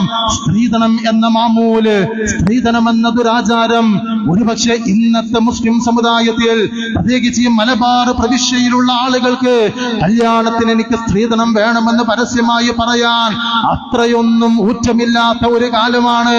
പക്ഷേ ഒരു 10, 15, 20 വർഷങ്ങൾക്ക് മുമ്പ് പോലും എന്തായിരുന്നു നമ്മുടെ നാട്ടിലുള്ള അവസ്ഥ? സ്ത്രീധനം എന്ന മാമൂല് വിവാഹത്തിന്റെ അടിസ്ഥാന ഷർത്തായിരുന്ന ഒരു കാലമുണ്ടായിരുന്നു. അത് നാട്ടു നടപ്പായി ആരെങ്കിലും ചെയ്തതായിരുന്നില്ല. പേരോട് അബ്ദുറഹ്മാൻ സഖാഫിയെ പോലുള്ളവർ വിശുദ്ധ ഖുർആനിലെ ആയത്തുകൾ ഓതി സ്ത്രീധനം വാങ്ങുന്നതിന് എന്താ കുഴപ്പമെന്ന് ചോദിച്ചൊരു കാലം 15 വർഷങ്ങൾക്കിപ്പുറത്ത് കേരളത്തിലെ മുസ്ലിം സമുദായത്തിന്റെ അനുഭവമാണ്.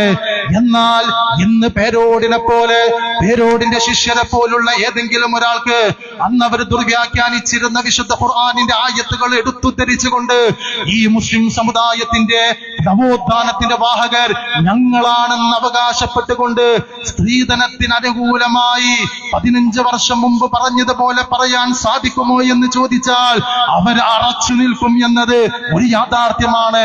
പക്ഷെ മുജാഹിദുകളെ സംബന്ധിച്ചിടത്തോളം കാലം അനുകൂലമായപ്പോൾ, സമുദായത്തിന്റെ മനസ്സ് നന്നായപ്പോൾ ഇത്തരം വിഷയങ്ങളിൽ നിലപാട് സ്വീകരിച്ചവരല്ല. ഈ കാന്തപുരത്തെ പോലെ പേരോടിനെ പോലെയുള്ള തലമുതിർന്ന പണ്ഡിതന്മാർ വിശുദ്ധ ഖുർആനിലെ ആയത്തുകൾ ഉദ്ധരിച്ച് ഇതുപോലുള്ള നാട്ടാചാരങ്ങൾക്ക് വേണ്ടി, ദുരാചാരങ്ങൾക്ക് വേണ്ടി കുടിപിടിച്ച കാലത്ത് മുജാഹിദ് പ്രസ്ഥാനം സ്ത്രീധനത്തിനെതിരെ നിലപാട് സ്വീകരിച്ചു. പണമായോ പണ്ടമായോ പറമ്പായോ വിസയായോ ജോലി വാഗ്ദാനമായോ ഒരു രൂപത്തിലും സ്ത്രീധനം വാങ്ങരുത് എന്ന് മാത്രമല്ല, സ്ത്രീധനം വാങ്ങുന്ന വിവാഹത്തിൽ പങ്കെടുക്കില്ല എന്നും അതിലേക്ക് ഞങ്ങളെ ക്ഷണിക്കരുത് എന്ന ആർജവമുള്ള നിലപാട് സ്വീകരിച്ചവരായിരുന്നു കേരളത്തിലെ മുജാഹിദ് പ്രസ്ഥാനം.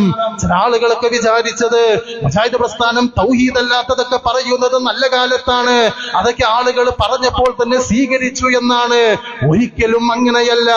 ഇസ്ലാഹി പ്രസ്ഥാനം പറഞ്ഞു വെച്ച ഏതൊരു കാര്യവും ആദ്യത്തിൽ എതിർക്കപ്പെടുകയും പിന്നീട് സമുദായം അംഗീകരിക്കുകയും ചെയ്തതാണ്. മുജാഹിദ് പ്രസ്ഥാനത്തെ സംബന്ധിച്ചിടത്തോളം പൾസ് നോക്കി, ആളുകളുടെ വികാരം നോക്കി, സമുദായത്തിന്റെ പ്രതികരണം എന്തായിരിക്കാം എന്ന് ചിന്തിച്ചുകൊണ്ടല്ല ഒരു വിഷയത്തിൽ നിലപാടെടുക്കുന്നത്. ആളുകളെ ആനന്ദിപ്പിക്കുന്ന, ആളുകൾക്ക് സംതൃപ്തി നൽകുക എന്ന ഉദ്ദേശത്തോടു കൂടിയല്ല ഞങ്ങളൊരു വിഷയത്തിൽ നിലപാട് പറയാറുള്ളത്. വിശുദ്ധ ഖുർആനിന്റെയും സ്വഹീഹായ ഹദീസിന്റെയും അടിസ്ഥാനത്തിലാണ് ഏതൊരു വിഷയത്തിലും ഇസ്ലാഹി പ്രസ്ഥാനം നിലപാടുകൾ സ്വീകരിക്കാറുള്ളത്. സ്ത്രീധനം മുതൽ ഏതൊരു വിഷയത്തിലും അതാണ് ഈ പ്രസ്ഥാനത്തിന്റെ കാഴ്ചപ്പാട്.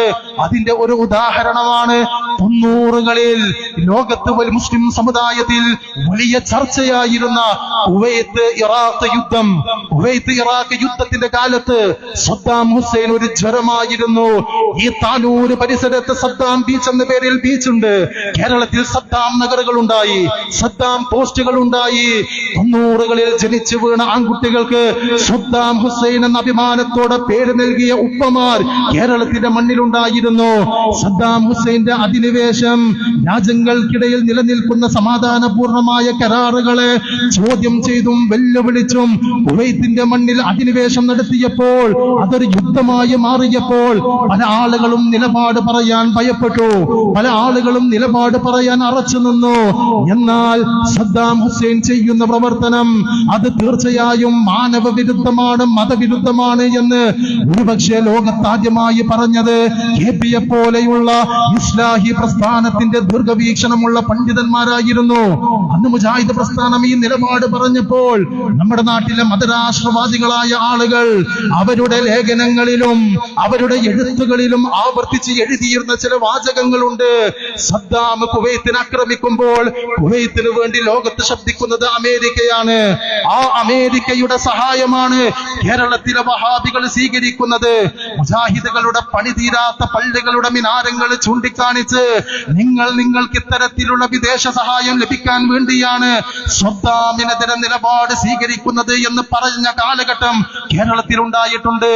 എന്നാൽ ഇന്നത്തെ ഈ അവസ്ഥയിൽ, ഈ 2024 അന്ന് മുജാഹിദ് പ്രസ്ഥാനത്തിന്റെ മുമ്പിൽ പ്രതിരോധം തീർന്ന ഏതെങ്കിലും ഒരാൾക്ക് സദ്ദാം ഹുസൈൻ കുവൈത്തിൽ നടത്തിയ അധിനിവേശം അത് ലോകത്ത് സ്വീകാര്യമായ നടപടിക്രമമാണ്, ഭൗതികമായും മതപരമായും പ്രശ്നമില്ലാത്തതാണെന്ന് പറയാൻ കേരളത്തിലുള്ള ഏതെങ്കിലും ഒരു വ്യക്തിക്ക്, പണ്ഡിതന് സാധിക്കുമോ എന്ന് ചോദിച്ചാൽ അവർക്കൊരിക്കലും അത് സാധിക്കില്ല എന്നതൊരു വസ്തുതയാണ്.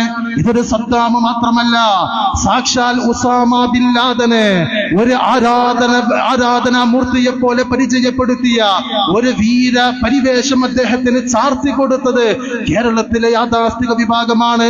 സെൻസിംഗിന്റെ കവർ ചിത്രം തന്ത്രങ്ങൾ, സെൻസിംഗിലുള്ള പ്രധാനപ്പെട്ട ഉള്ളടക്കങ്ങൾ കാന്തപുരത്തെ ഉസാമ ബിൻ ലാദനെ വാഴ്ത്തിപ്പാടുന്ന വരികളായിരുന്നു. എന്നാൽ ഇന്ന് ഉസാമ ബിൻ ലാദനെ കുറിച്ച് അങ്ങനെ പറയാൻ, ആ കാലഘട്ടത്തിലെ ചരിത്രത്തെ ന്യായമായി പറഞ്ഞുകൊണ്ട് പറയാൻ ഇരുവിഭാഗം സമസ്തക്ക് സാധിക്കുമോ എന്ന് ചോദിച്ചാൽ അവർക്ക് സാധിക്കുകയില്ല. ലോകത്തടുത്ത കാലത്ത് വലിയ ചർച്ചയായത് ദാഇഷ് എന്ന ഒരു നിലപാടുമായി കടന്നു വന്ന ഒരു വിഭാഗമായിരുന്നു. IS എന്ന പേരിലുള്ള ഒരു തീവ്രവാദ സംഘം, ഒരു ഭീകരവാദ സംഘം. ആരാണവരുടെ പിന്നിൽ? എല്ലാം നിഗൂഢമാണ്. പക്ഷെ IS പോലെയുള്ള ഭീകരവാദ ചിന്താഗതിക്കാർ കടന്നു വന്നപ്പോൾ കേരളത്തിന്റെ മണ്ണിൽ ആദ്യമായി ഒന്നാമതായി ദാഇഷ് എന്ന ഈ IS അത് മതവിരുദ്ധമാണ്, മാനവവിരുദ്ധമാണെന്ന് ആദ്യമായി പറഞ്ഞത് ഇസ്ലാഹി പ്രസ്ഥാനത്തിന്റെ പണ്ഡിതന്മാരായിരുന്നു. ഇങ്ങനെ ഓരോ വിഷയങ്ങളിലും മുജാഹിദ് പ്രസ്ഥാനത്തെ സംബന്ധിച്ചിടത്തോളം ഒരു നിലപാട് പറയുമ്പോൾ നാട്ടുനടപ്പിനെതിരാണോ, സമുദായത്തിന്റെ വികാരത്തിനെതിരാണോ, അവിടുത്തെ പൾസുകൾക്കെതിരാണോ എന്ന് നോക്കുന്ന ഒരു ശൈലി ഈ പ്രസ്ഥാനത്തിന് ഇല്ല എന്ന് സൂചിപ്പിക്കുവാനാണ് ഞാനത് പറയുന്നത്. മറ്റൊരു വിഷയം, കേരളത്തിൽ ഇന്ന് മുസ്ലിം സമുദായത്തിന് നിഷേധിക്കാനോ മാറ്റി നിർത്താനോ സാധിക്കാത്ത ഒന്നാണ് വിശുദ്ധ ഖുർആനിന്റെ പരിഭാഷകൾ. വിശുദ്ധ ഖുർആനിന്റെ പരിഭാഷകൾ എന്നത് ഇന്നത്തെ കാലത്ത് എല്ലാ വീടുകളിലും ഉണ്ടാവേണ്ടതാണ് എന്ന് പറയുന്ന സാഹചര്യമാണ്. അടുത്ത കാലത്ത് ഒരുപക്ഷെ ഇവിടെയുള്ള ആളുകൾക്ക് ലഭിച്ചിട്ടുള്ള ഒരു മെസ്സേജ് ആയിരിക്കാം, വാട്സപ്പ് സന്ദേശമായിരിക്കാം, കേരളത്തിലുള്ള യാഥാസ്ഥിക വിഭാഗത്തിന്റെ ഒരു വ്യക്തികൾ മാർക്കറ്റിംഗിന്റെ ഭാഗമായി പ്രചരിപ്പിച്ചു കൊണ്ടിരിക്കുന്ന ഒരു സന്ദേശം. ഈ ഗ്രന്ഥം വീടിന് അഭിമാനം, തലമുറക്ക് അമൂല്യനിധി. വിൽപ്പനയിൽ വിപ്ലവം സൃഷ്ടിച്ച വിശുദ്ധ ഖുർആൻ വ്യാഖ്യാനം നിങ്ങളുടെ വീട്ടിലില്ലെങ്കിൽ സ്വന്തമാക്കാൻ ഒരു സുവർണാവസരം കൂടി. ഷാഫി സഖാഫി മുണ്ടമ്പ്ര, യൂസുഫ് ഫൈസി കാഞ്ഞിരപ്പുഴ, ഹാഫിസ് സഖാഫി പന്നൂർ, അബ്ദുൽ മജീദ് ഫൈസി തുടങ്ങിയവരുടെ നേതൃത്വത്തിൽ പുറത്തിറങ്ങിയ ഖുർആൻ വ്യാഖ്യാനത്തിൽ സവിശേഷതകൾ ഒട്ടേറെ. മുഴുവൻ സൂറത്തുകളും അവയുടെ ആശയാർത്ഥങ്ങളും പ്രധാന സ്ഥലങ്ങളിൽ വിശദീകരണങ്ങളുമായി സമ്പന്നം. 1000-ലധികം പേജുകൾ ഈ മഹൽ ഗ്രന്ഥം നിങ്ങളുടെ വീട്ടിലും ഉണ്ടായിരിക്കട്ടെ. കാന്തപുരം വിഭാഗമാവട്ടെ, EK വിഭാഗമാകട്ടെ, ഇന്ന് വിശുദ്ധ ഖുർആനിന്റെ പരിഭാഷകളുടെ മാർക്കറ്റിംഗുമായി നിങ്ങൾ നടക്കുമ്പോൾ 80കളിലും 90കളിലും വിശുദ്ധ ഖുർആനിന്റെ പരിഭാഷയുമായി ബന്ധപ്പെട്ട് നിങ്ങൾ ഈ സമുദായത്തെ ചൊല്ലി പഠിപ്പിച്ചത് എന്തായിരുന്നു എന്ന് ഇന്ന് നിങ്ങൾക്ക് വിസ്തരിക്കുവാൻ സാധിക്കുമോ? കേരളത്തിൽ അറിയപ്പെട്ട ഒരു പണ്ഡിതൻ മർഹൂം EK ഹസൻ മുസ്ലിയാർ, അദ്ദേഹത്തിന്റെ പ്രസിദ്ധമായ ഒരു കൃതി തഹ്ദീറുൽ ഇഖ്വാൻ മിൻ തർജമത്തിൽ ഖുർആൻ എന്നാണ്. വിശുദ്ധ ഖുർആനെ പരിഭാഷപ്പെടുത്തുന്നതിൽ നിന്ന് സഹോദരന്മാരെ താക്കീത് ചെയ്യുന്ന കൃതി എന്നാണ്. ആരാണിത് എഴുതിയത്? ആരാണിതിന് പ്രചാരം നൽകിയത്? EK ഹസൻ മുസ്ലിയാരെ പോലെ, EK അബൂബക്കർ മുസ്ലിയാരെ പോലെ, AP അബൂബക്കർ മുസ്ലിയാരെ പോലെ, മൗലാന നജീബ് മുസ്ലിയാരെ പോലുള്ള ആളുകൾ അവരുടെ വലിയ വീരവാദമായി പറഞ്ഞത് വിശുദ്ധ ഖുർആനിന്റെ പരിഭാഷ പാടില്ല എന്നാണ്. മാത്രമല്ല മുഹമ്മദ് മുസ്ലിയാർ, KB മുഹമ്മദ് മുസ്ലിയാർ കൂറ്റനാട് ഒരു പരിഭാഷ രചിച്ചപ്പോൾ അത് കുഫ്രി പരിഭാഷയാണെന്ന് സമർത്ഥിച്ചത് സമസ്തയുടെ അന്നത്തെ ആദരണീയരായ നേതാക്കന്മാരായിരുന്നു. ഒരു കാലഘട്ടത്തിൽ ഒരു സമുദായത്തോട് ഒരു കാര്യം പറയുക, ആ നിലപാടിൽ നിന്ന് സമുദായം ബഹുദൂരം മാറിപ്പോവുക എന്ന് മാത്രമല്ല, പിന്നീട് ആ പ്രവർത്തനങ്ങളുടെ മുൻനിരയിലേക്ക് കടന്നു വരിക. ഇതെന്താ കഥ? ഒരു പണ്ഡിതൻ, ഒരു സംഘടന, ഒരു പ്രസ്ഥാനം ഒരു സമുദായത്തോട് പറയുന്ന പ്രമേയത്തെ അവർ തന്നെ നിരാകരിക്കുന്ന സാഹചര്യം എങ്ങനെ ഈ സമുദായത്തിൽ ഉണ്ടായി? വിശുദ്ധ ഖുർആനിന്റെ പരിഭാഷകൾ, വിശുദ്ധ ഖുർആനിന്റെ ആശയം പഠിക്കൽ അനിവാര്യമാണെന്ന് ഈ സമുദായത്തെ ബോധ്യപ്പെടുത്തിക്കൊണ്ട് പരിഭാഷകളും വ്യാഖ്യാന ഗ്രന്ഥങ്ങളും മലയാളി സമുദായത്തിന് സമ്മാനിച്ചവരാണ് ഇസ്ലാഹി പ്രസ്ഥാനം. ഇന്ന് കേരളത്തിൽ മലയാളത്തിലുള്ള പരിഭാഷകളുടെ ചരിത്രം പരിശോധിച്ചാൽ 40ഓളം വിശുദ്ധ ഖുർആനിന്റെ മലയാള പരിഭാഷകൾ ഇറങ്ങിയതായി കേരളത്തിന്റെ ഒരു നൂറ്റാണ്ടിന്റെ 1.5 നൂറ്റാണ്ടിന്റെ ചരിത്രം പരതിയാൽ നമുക്ക് കാണുവാൻ സാധിക്കും. ഇവിടുത്തെ യാഥാസ്ഥിക വിഭാഗം എതിർത്ത ഈ വിഷയം ഈ യാഥാസ്ഥികർക്ക് പോലും നടത്താൻ സാധിക്കാതെ ഈ ഗ്രന്ഥം വീടിന് അഭിമാനമെന്ന് പറഞ്ഞ് തക്ഫീരി പരിഭാഷ എന്ന് KV കൂറ്റനാടിന്റെ പരിഭാഷയെക്കുറിച്ച് പറഞ്ഞവരുടെ പിന്മുറക്കാർ പറഞ്ഞു വെച്ചതിന് വിരുദ്ധമായി പുതിയ ആശയത്തിന്റെ വക്താക്കളായി മാറിയിട്ടുണ്ട് എങ്കിൽ തീർച്ചയായും അതിന്റെ കാരണക്കാർ ഇസ്ലാഹി പ്രസ്ഥാനമാണ്, ഈ പ്രസ്ഥാനത്തിന്റെ പ്രവർത്തന സ്വാധീനങ്ങളാണ് എന്നാണ് എനിക്കതിനെക്കുറിച്ച് സൂചിപ്പിക്കുവാനുള്ളത്. ഇങ്ങനെ ഓരോ വിഷയങ്ങൾ, പക്ഷെ ഈ വിഷയങ്ങൾ പറയുമ്പോൾ എനിക്കൊരു കാര്യം കൂടി ബോധ്യപ്പെടുത്താനുണ്ട്. മുജാഹിദ് പ്രസ്ഥാനത്തെ സംബന്ധിച്ചിടത്തോളം ഞങ്ങൾ ഈ സമുദായത്തോട് പറയുന്ന കാര്യം ഏതെങ്കിലും ഒരു പണ്ഡിതൻ പറഞ്ഞു വെച്ചു എന്ന നിലക്കൊരു കാര്യം പറയുകയല്ല. ഞങ്ങളുടെ നേതാക്കന്മാര്, പണ്ഡിതന്മാര് യോഗം കൂടി ഏതെങ്കിലുമൊക്കെ വിഷയങ്ങൾ പഠിച്ച് തീരുമാനിച്ച് കണ്ടെത്തി അതിന് ജനങ്ങളോട് പറയാം എന്ന് പറഞ്ഞുകൊണ്ട് പറയുകയല്ല. അള്ളാഹുവിന്റെ കലാമായ വിശുദ്ധ ഖുർആനും സ്വഹീഹായ ഹദീസും അത് ഉദ്ധരിച്ചുകൊണ്ട് സ്വഹാബിമാർ എങ്ങനെ ദീന് മനസ്സിലാക്കി എന്ന മാനദണ്ഡത്തിൽ ഈ ദീനിനെ പറഞ്ഞു കൊടുക്കുക, പഠിപ്പിച്ചു കൊടുക്കുക, ഈ ഒരു നയമാണ് മുജാഹിദുകൾ സ്വീകരിക്കുന്നത്.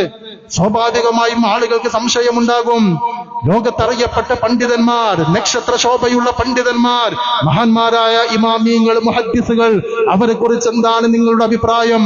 അവരൊക്കെ അറിവില്ലാത്തവരാണെന്നാണോ? അവർക്കൊന്നും ദീന് തിരിഞ്ഞിട്ടില്ലെന്നാണോ അവരോട് മുജാഹിദുകൾ പറയുന്നത്? മുഹമ്മദ് നബി സല്ലല്ലാഹു അലൈഹി വസല്ലം മാത്രമാണ് തെറ്റുപറ്റാത്ത മഅസൂമായ, യാതൊരു ഉപാധിയുമില്ലാതെ നമ്മൾ പിൻപറ്റപ്പെടേണ്ട വ്യക്തിത്വമായിട്ടുള്ളൂ.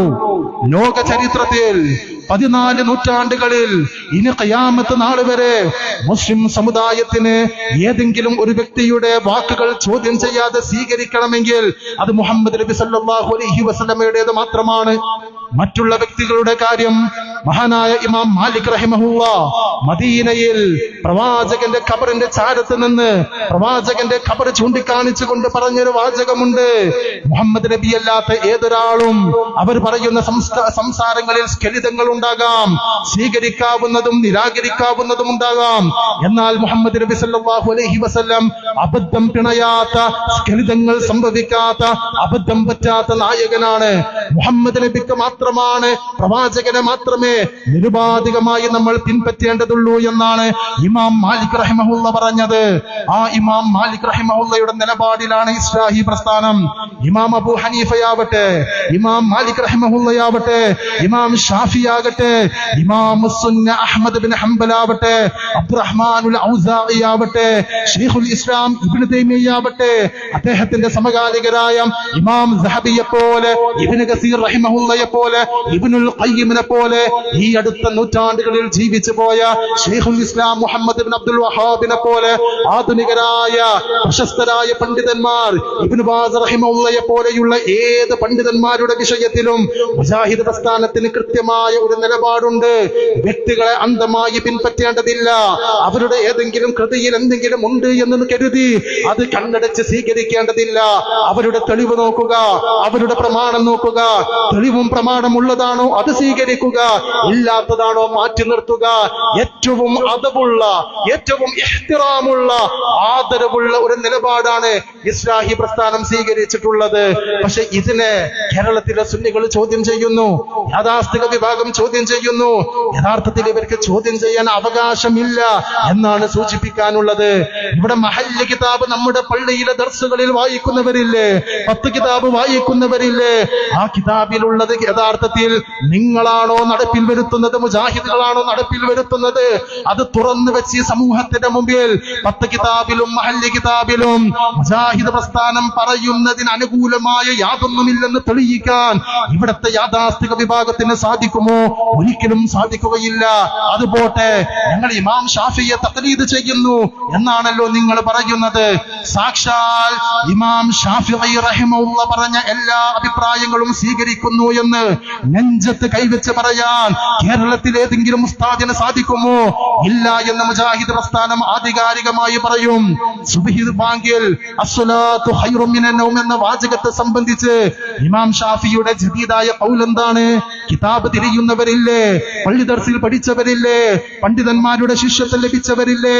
നിങ്ങൾക്ക് പറയാൻ കഴിയില്ലേ ഇമാം ഷാഫിയുടെ ജദീദായ ഖൗല്, ഇമാം ഷാഫിയുടെ പുതിയ പ്രബലമായ വാദം അസ്സലാത്തു ഖൈറും മിനൻ നൗം എന്ന് പറയേണ്ടതില്ല എന്നാണ്. അദ്ദേഹത്തിന്റെ ആ നിലപാടിനെ നിങ്ങൾ എവിടെയാണ് സ്വീകരിച്ചത്? ഇമാം ഷാഫിയെ തഖ്ലീദ് ചെയ്യുന്നു എന്ന് അവകാശപ്പെടുന്നവരെ, എവിടെയാണ് നിങ്ങൾ ഇമാം ഷാഫിയെ പിൻപറ്റുന്നത്? നിങ്ങൾക്ക് പിൻപറ്റാൻ സാധിക്കുന്നില്ല. നിങ്ങളെ സംബന്ധിച്ചിടത്തോളം ഇമാമിങ്ങളോടുള്ള സ്നേഹം അത് യഥാർത്ഥത്തിൽ ജനങ്ങളെ പൊട്ടീസാക്കാനുള്ള ഒരു മറ മാത്രമാണ്. തീർന്നില്ല. ഇമാം ഷാഫിയുടെ തന്നെ വാചകങ്ങൾ പരിശോധിക്കുക. മരിച്ചിടത്ത് ഖുർആൻ ഓതി അതിന്റെ സവാബ് ഹദിയ ചെയ്യുന്നതിനെ കുറിച്ച് എന്താണ് ഇമാം ഷാഫിയുടെ നിലപാട്? അതിന്റെ സവാബ് ഹദിയ ചെയ്താൽ മരിച്ചവർക്ക് അതിന്റെ ഗുണം ലഭിക്കില്ലെന്ന് പറഞ്ഞത് ഇമാം ഷാഫിഈ റഹിമഹുള്ളയാണ്. കേരളത്തിലെ ഏതെങ്കിലും ഒരു സുന്നിക്ക് എന്റെ വീട്ടിലെ ഉപ്പയോ ഉമ്മയോ ഭാര്യയോ മകനോ മരിച്ചാൽ ഇമാം ഷാഫി പറഞ്ഞതുപോലെ ഞാൻ ആ നിലപാട് സ്വീകരിച്ചുകൊണ്ട് ഖുർആൻ ഓതി ഹദിയ ചെയ്യാൻ ഉദ്ദേശിക്കുന്നില്ല, ഞാൻ ഇമാം ഷാഫിയെ തഖ്ലീദ് ചെയ്യുന്നവനാണെന്ന് പറയാൻ സാധിക്കുമോ? ഒരിക്കലും സാധിക്കുകയില്ല. ഇങ്ങനെ ഒരുപാട് ഉദാഹരണങ്ങൾ. കേരളത്തിലെ സുന്നികൾ, അവർക്ക് കിതാബിന്റെ പിൻബലമില്ല, സുന്നത്തിന്റെ പിൻബലമില്ല, ഇമാമിങ്ങളുടെ പിൻബലമില്ല. ഇന്നലകളുടെ കഴിഞ്ഞ കാലത്തെ സുന്നി യാഥാസ്ഥിക പണ്ഡിതന്മാരുടെ നിലപാടുകളുടെ പോലും പിൻബലമില്ല എന്നതിനാണ് ഞാൻ ഈ ചരിത്രവും ഈ സംഭവങ്ങളും വിശദീകരിക്കുന്നത്. ഞാൻ അവസാനിപ്പിക്കുകയാണ്. മുജാഹിദ് പ്രവർത്തകരെ സംബന്ധിച്ചിടത്തോളം അവരുടെ ദൗത്യം, അവരുടെ ഉത്തരവാദിത്തം നാൾക്ക് നാൾ വർദ്ധിക്കുകയാണ്. അന്ധവിശ്വാസങ്ങൾ പുതിയ രൂപത്തിലും ഭാവത്തിലും കടന്നു വരികയാണ്. ഈ സമൂഹത്തിന്റെ ജഹാലത്ത് പകഞ്ഞു മാറ്റി അവർക്ക് തൗഹീദിന്റെ തെളിച്ചവും വെളിച്ചവും പകർന്നു കൊടുക്കുവാൻ ഇതുപോലുള്ള സംഗമങ്ങൾ, ഇതുപോലുള്ള ആദർശ സമ്മേളനങ്ങൾ ഇടതടവില്ലാതെ നിർവഹിക്കുവാൻ ഈ നാട്ടിലുള്ള മുജാഹിദ് പ്രവർത്തകര് പ്രതിജ്ഞാബദ്ധമാണ്. ഞാൻ എന്റെ ആമുഖത്തിൽ സൂചിപ്പിച്ചതുപോലെ ഡൽഹിയിലെ ബാബറി മസ്ജിദ് മുതൽ ഷാഹി ഈദ്ഗാഹ് അടക്കമുള്ള വിവിധ ചരിത്ര പ്രാധാന്യമുള്ള പ്രവിശ്യകളിൽ പലതരത്തിലുള്ള പ്രയാസങ്ങൾ കടന്നു വരുമ്പോഴും മുജാഹിദ് പ്രസ്ഥാനത്തെ സംബന്ധിച്ചിടത്തോളം പ്രബോധന പ്രവർത്തനം ഏറ്റവും വലിയ ഉത്തരവാദിത്തമാണ്. സാക്ഷാൽ ഫറോവ ഭരിച്ചപ്പോഴും പ്രവാചകൻ മൂസാ നബി അലൈഹിസ്സലാം ദഅവത്ത് നിർത്തിവെച്ചിട്ടില്ല. നമ്രൂദ് രാജാവിന്റെ മർക്കട മുഷ്ടിയുടെ മുമ്പിൽ ഇബ്രാഹിം നബി ഈ തൗഹീദ് പ്രബോധനം നിർത്തിവെച്ചിട്ടില്ല. ഒരു നാട്ടിൽ നിന്ന് പടിയടച്ച് പിണ്ടം വെക്കപ്പെട്ടവരെ പോലെ ഹിജ്റ ചെയ്ത മുസ്ലിം സമുദായം അബസീനിയ എന്ന ഒരു ക്രൈസ്തവ സ്വഭാവത്തിൽ കടന്നുപോയ ഒരു നാട്ടിലെത്തിയപ്പോൾ അവിടെയും ദഅവത്ത് നിർത്തിവെച്ചിട്ടില്ല. ഹുദൈബിയ സന്ധിയുടെ സന്ദർഭത്തിൽ പ്രവാചകൻ സന്ധിയിൽ ഏർപ്പെട്ടതിന് ശേഷം അബൂജന്തലിനെ പോലെയുള്ള പ്രഗത്ഭരായ സ്വഹാബിമാര് കടന്നു വന്നപ്പോൾ ആ സന്ധിയുടെ നിലപാടിന്റെ ഭാഗമായി പ്രവാചകൻ അദ്ദേഹത്തെ തിരിച്ചയക്കുമ്പോൾ അബൂജന്തലിനെ പോലുള്ളവർ തീരപ്രദേശങ്ങൾ ലക്ഷ്യമാക്കി പോവുകയും അവിടെ അവർ നടത്തിയത് പ്രബോധന പ്രവർത്തനങ്ങളായിരുന്നു എന്നത് ചരിത്രം നമ്മെ പഠിപ്പിക്കുന്നുണ്ട്. 920-കൾ ഖിലാഫത്ത് സമരത്തിന്റെ അതിന്റെ ചില പ്രതിസന്ധികൾ കേരളീയ സമൂഹത്തിൽ വിഷത്തിന്റെ കൊടുങ്കാറ്റ് തീർത്തപ്പോൾ ഈ സമുദായത്തിന് ആത്മാഭിമാനമുള്ള സാഹചര്യം നിർമ്മിച്ചു കൊടുക്കുന്നതിനു വേണ്ടി, സമുദായത്തിന്റെ നിർമ്മാണാത്മകമായ പുരോഗതിക്ക് വേണ്ടി പ്രബോധന പ്രവർത്തനവുമായി കടന്നു വന്ന ചരിത്രമാണ് ഇസ്ലാഹി പ്രസ്ഥാനത്തിന് പറയാനുള്ളത്. 940-കളിൽ വസൂരി പോലെ, കോളറ പോലെയുള്ള മാരക രോഗങ്ങൾ ഉണ്ടായ കാലത്ത് അത്തരം സാമൂഹ്യ പ്രശ്നങ്ങളിൽ ഇടപെടുമ്പോഴും ഇന്ത്യയിലെ മുസ്ലിം സമുദായത്തെ തൗഹീദിലേക്ക് വഴി നടത്തുന്ന ദഅവ പ്രവർത്തനങ്ങളിൽ ഇസ്ലാഹി പ്രസ്ഥാനം സജീവമായിരുന്നു. ഈ രാജ്യം വൈദേശിക ആധിപത്യത്തിന്റെ കരാളഹസ്തങ്ങളിൽ ഞെരിഞ്ഞമർന്നപ്പോഴും സൂര്യനസ്തമിക്കാത്ത ബ്രിട്ടീഷ് സാമ്രാജ്യത്തിന്റെ അധികാരങ്ങളിൽ നിന്ന് മോചനം ലഭിക്കില്ലെന്ന് വിചാരിക്കപ്പെട്ട കാലത്തും ഇസ്ലാഹി പണ്ഡിതന്മാർ ഇവിടെ പ്രബോധനം നിർവഹിക്കുകയും ഈ രാജ്യത്തിന്റെ സ്വാതന്ത്ര്യത്തിന് വേണ്ടി പ്രവർത്തിക്കുകയും ചെയ്തിട്ടുണ്ട്. ഈ സമുദായം, ആ സമുദായത്തിന്റെ ഭൗതികവും മതപരവുമായ പുരോഗതിക്ക് ഇസ്ലാഹി പ്രസ്ഥാനം പ്രതിജ്ഞാബദ്ധമായ നിലപാടുകൾ സ്വീകരിച്ചിട്ടുണ്ട്. അതുകൊണ്ട് മുജാഹിദുകളുടെ ഈ പ്രബോധനത്തെ തടയിടാനും ഈ പ്രബോധന പ്രവർത്തനത്തെ തല്ലിക്കെടുത്തുവാനും ഉദ്ദേശിച്ചുകൊണ്ട് നസീഹത്തിന്റെ ശൈലിയിൽ എന്തിനാ ഈ പ്രബോധനം എന്ന് ചോദിച്ച് ഒരാളും കടന്നു വരേണ്ടതില്ല. നിങ്ങളുടെ നന്മക്ക്, ഈ സമുദായത്തിന്റെ നന്മക്ക്, ഞങ്ങളുടെ നന്മക്ക്, നമ്മുടെ ഒക്കെ പാരത്രിക മോക്ഷത്തിനാണ് ഇസ്ലാഹി പ്രസ്ഥാനത്തിന്റെ പ്രബോധന പ്രവർത്തനങ്ങൾ എന്ന് മാത്രം സൂചിപ്പിച്ചുകൊണ്ട് ഞാൻ എന്റെ വാക്കുകൾ ഉപസംഹരിക്കുകയാണ്. വൽഹംദുലില്ലാഹി റബ്ബിൽ ആലമീൻ.